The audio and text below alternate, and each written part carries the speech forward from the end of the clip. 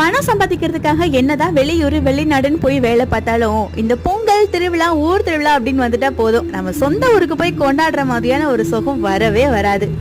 அதனாலதான் என்னமோ கடைசி நிமிஷத்துல கூட அடிச்சு புடிச்சு ஊர் பக்கம் ஓடி வந்துடுறோம். இன்னைக்குன்னு பார்த்துதான் நம்ம ஊர் பிள்ளைகள்லாம் அழகா தாவணியில புடவெல்லாம் கட்டிட்டு நல்லா ஜிமிக்கி போட்டு சூப்பரா இருப்பாங்க. அண்ட் அது மட்டும் கிடையாதுங்க, நம்ம ஏரியா பசங்களும் சும்மாவா அழகா குரூப் செட் எல்லாம் போட்டுட்டு கெத்தா அப்படியே தெருக்கு தெரு உலா வருவாங்க. ஸ்டேஜ் ஃபியர்னா என்னன்னே தெரியாதுங்க, ஆளாளுக்கு ஒரு பக்கம் அவங்க திறமையை காமிச்சிட்டு இருப்பாங்க. இப்படி பேரானந்தத்தை தரக்கூடியது பொங்கல் தான். ஸோ எல்லாருக்கும் ஹாப்பி பொங்கல். ஆமத்து சுவையில சமைக்கிறத எங்க மாமியாரால யாராலையுமே அடிச்சுக்க முடியாது. செம்மையா பிதுக்கு பருப்பெல்லாம் போட்டு ஒரு சூப்பர் குழம்பு வச்சிருந்தாங்க. நல்லா சாப்பிட்டு ரெஸ்ட் எடுத்துட்டு ஈவினிங் கீழே இறங்கி வந்தாச்சு.